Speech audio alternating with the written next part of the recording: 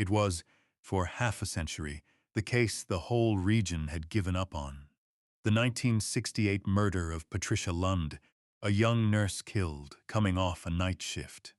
A crime so old that the detectives who first worked it were dead.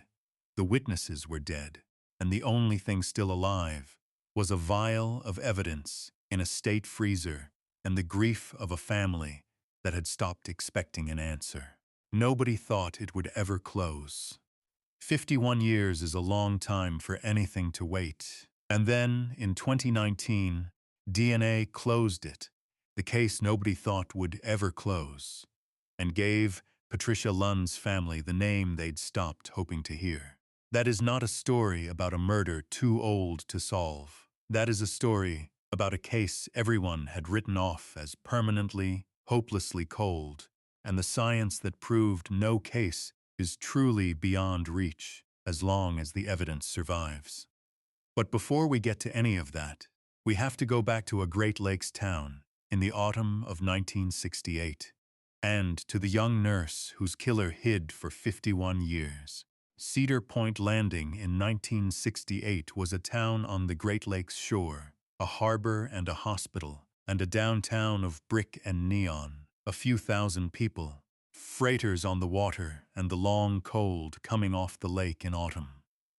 It was 1968, a year the wider country was tearing itself apart, but Cedar Point Landing was a steady working town where the hospital was the biggest employer, and the night shift was a fact of life for nurses and dock workers alike.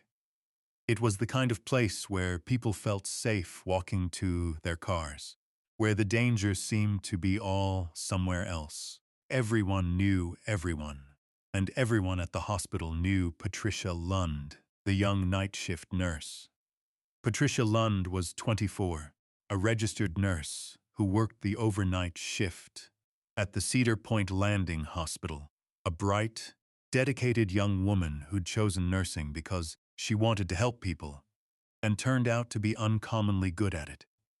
Calm in a crisis, gentle with frightened patients. In the small hours of the morning, the nurse the older ones trusted with the hard cases. She'd grown up in town, the daughter of a dock worker who'd scrimped to help her through nursing school, and she still lived near her parents, close enough to stop by after a shift. She was newly engaged, planning a summer wedding, her life laid out bright in front of her. She had a younger sister, Margaret, 15, who idolized her and borrowed her sweaters and hung on her stories about the hospital. And Patricia had one habit her family and co-workers knew her by. She wore a small nurse's pin, her graduation pin from nursing school, on every single shift, polished and centered and proud, the symbol of the profession she'd worked so hard to enter and genuinely loved. She was wearing it the night she walked out to the parking lot after her shift and never made it home. On a cold night in November 1968, Patricia Lund was killed in the hospital parking lot as she came off her overnight shift, and a steady town learned it was not as safe as it believed. Here is what the investigation could and couldn't do in 1968. Patricia was found murdered near her car in the hospital lot. In the early morning, the victim of an attacker who had been waiting or who had followed her out. The police worked it hard. A young nurse murdered was no death anyone would shrug off, and they collected the evidence at the scene, including biological evidence from the attacker, which they preserved as carefully as 1968 allowed. But 1968 allowed very little. There was no DNA science. The evidence could establish a blood type shared by millions and confirm a suspect if one were found, but it could not name anyone. The investigators chased what they had: a partial description from a distant witness, the circle of people around Patricia, men who'd been at the hospital that night. They looked at her fiancé, who was cleared. They found no one they could hold. The case went cold with the evidence in storage, a complete biological signature of a killer, and no way in 1968 to read it. The detail that shaped the next 51 years was the limit of the science. In 1968, that vial of evidence was nearly useless. It could exclude or confirm, but never identify. Yet the investigators preserved it, and it was preserved again, through every decade and every move that followed, by people who understood, even before they knew what DNA was. That physical evidence kept is evidence that might one day matter. That preservation, across half a century, is the only reason this story has an ending. There had been suspects, early, the way there always are. A man had been seen near the lot that night by a distant witness, never identified. A patient recently discharged from the hospital with a grievance was looked at hard and then cleared. And Patricia's fiancé endured the worst of it. The partner always does. Questioned for days while the town whispered, until his alibi held firm and he was released, though the shadow of those days clung to him for years in a town that had wanted badly for the answer to be someone, anyone they could name. Each of these was a door that opened and closed on nothing. The 1968 investigators chased every one to its end and were left, finally, with a preserved sample they could not read and no name to attach to it. Patricia's family carried the grief without an answer. Her parents died without knowing who killed their daughter. Her fiancé eventually married someone else, but never quite let go. And her younger sister, Margaret, who'd idolized Patricia, grew up, grew old, and never stopped wondering, never stopped calling the state police every few years to ask if anything was possible yet. The one person who kept the case from being entirely forgotten, though even she, by the end, had largely accepted that the answer would die with her. The institutional failure here was nothing but the limits of 1968. There was no negligence, only an era without the tools, redeemed by the quiet discipline of preserving evidence that couldn't yet be used. The killer hid behind, and the certainty that whatever he'd left in that parking lot could never be read. For 51 years, he was right. Then the case went cold for half a century. The oldest unsolved murder on the books, the one everyone agreed would never be answered. The hospital was rebuilt, the parking lot repaved, the detectives died. The town's memory of Patricia Lund faded to a name on an old plaque and a sister's stubborn grief. 51 years is long enough for a case to pass entirely out of living investigation and into legend, the murder nobody thought would ever close. By 1988, 20 years had passed. The original detectives were retiring or gone, one of them having kept a copy of the Lund file in his desk to the end of his career, unable to let it go. The evidence sat in a state freezer, periodically inventoried, never usable. Margaret Lund was middle-aged now, with a family of her own, and she still kept Patricia's nursing school photograph on her wall, and still called the state police every few years to ask. Always gently, always apologetically, whether anything had changed, and was always told, just as gently, that it hadn't.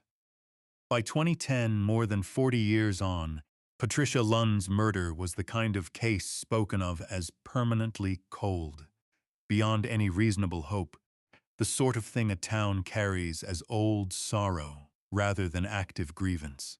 But the evidence had survived, preserved across half a century by an unbroken chain of people who'd refused to discard it, each one trusting that someday it would matter, even if they wouldn't be there to see it. And the science had finally, fully arrived. DNA profiling was mature and routine. Forensic genetic genealogy was solving murders older than anyone had once thought possible. And the techniques for coaxing a profile out of old, degraded biological samples kept improving year over year. The case nobody thought would ever close was at last within reach. If the 51-year-old evidence still held a profile that could be read, every case we cover on this channel represents weeks of digging through records, court files, and the lives of people who deserve to be remembered. If you want us to keep telling these stories the way they ought to be told, take a second to like this video, subscribe, and let us know in the comments where in the world you're watching from. It honestly is what keeps this channel going. Now, let's get back to Patricia. The case nobody thought would close was closed by DNA after 51 years. In 2019, a state cold case unit, working through the oldest unsolved murders in its files, sent the carefully preserved 1968 evidence from the Patricia Lund case for modern analysis. Uncertain whether anything readable could survive half a century, but willing to try. Here is the science in plain terms. Even biological evidence, more than 50 years old, if it has been kept frozen and undisturbed, can sometimes still yield a usable DNA profile with modern techniques. That profile is uploaded to the public ancestry databases where ordinary people search for relatives. The computer finds distant cousins of the unknown contributor, and a genealogist works inward through the family tree until the branches converge on a single name. The killer need never have tested his own DNA. Only a distant relative, somewhere, ever had to, out of curiosity about their family history. The 51-year-old evidence held. It yielded a profile, and forensic genetic genealogy traced it through a tree of distant relatives to a single man. And when the investigators ran down the name, they found he was still alive. Raymond Stahl, 83 years old, who in 1968 had been a 32-year-old hospital orderly at the Cedar Point Landing Hospital.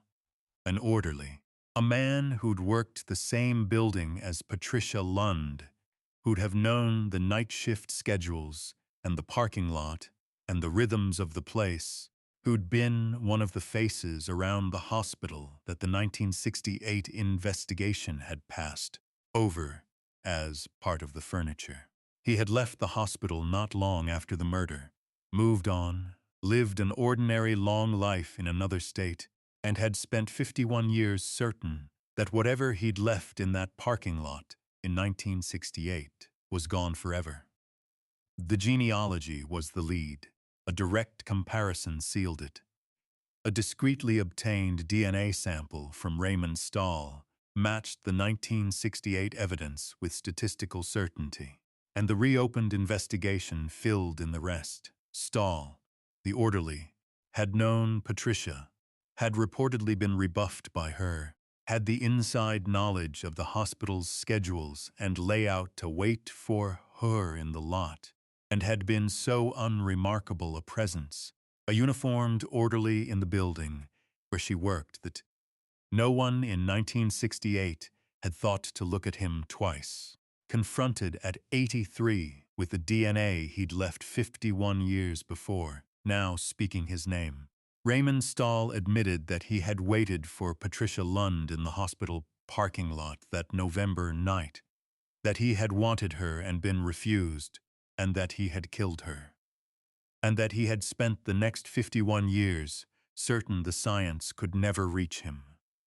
When the truth came out, Cedar Point Landing was stunned that its oldest, deadest, most hopeless case had closed at all, let alone with a living defendant. The arrest of Raymond Stahl, an old man 2 states away who'd once pushed gurneys down the same halls Patricia walked, gave a name to a murderer whole region had given up on half a century before. The shock was not a betrayal of trust this time, but something else. The sheer fact that an answer had come after 51 years, that the case nobody thought would ever close had closed. Raymond Stahl pleaded guilty in 2020. Very old, he was sentenced for the murder of Patricia Lund one of the oldest cold cases ever closed in the state. Patricia's younger sister, Margaret, who had idolized her, who had called the state police every few years for decades, who had nearly given up, was, in her 70s, alive to hear the name at last. She said she had stopped believing it would ever come, and that being wrong about that was the best thing that had ever happened to her. And Patricia Lund, the young night shift nurse killed, coming off her shift in 1968, was, after 51 years, no longer an open wound and an unanswered question, but a closed case and a remembered life. Patricia Lund was 24 years old. She worked the overnight shift and was gentle with frightened patients.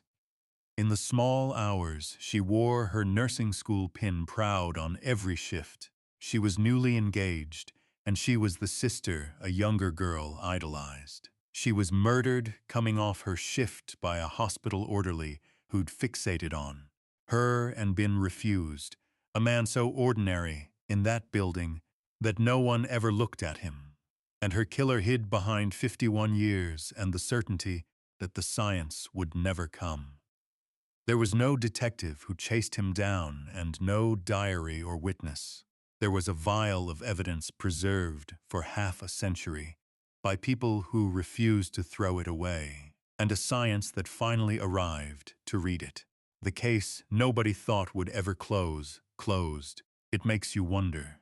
How many killers have died of old age, free and unsuspected, certain that time had buried their crimes beyond the reach of any science? How many vials and samples sit in freezers right now, 50 and 60 years old, preserved by people who couldn't yet use them, waiting for the day they can be read? And what does it mean for a family to receive, after half a century, the answer they had finally stopped allowing themselves to hope for? Tell us in the comments. Do you think Patricia Lund's murder would ever have been solved without the decades of careful preservation of that 1968 evidence? What stayed with you most? The orderly hiding in plain sight, the sister who never stopped calling, the answer that came 51 years late? And how many permanently cold cases do you believe could still close if the old evidence has survived? Justice came for Patricia Lund after 51 years, closed by DNA, in the case nobody thought would ever close. Stories like hers remind us that no case is truly hopeless as long as the evidence survives, that a killer can hide behind half a century and still be named in the end, and that an answer arriving at 51 years late is still its own form of justice. If you believe that too, subscribe so you don't miss the next case. More solved cold cases are waiting in the description. Thank you for watching.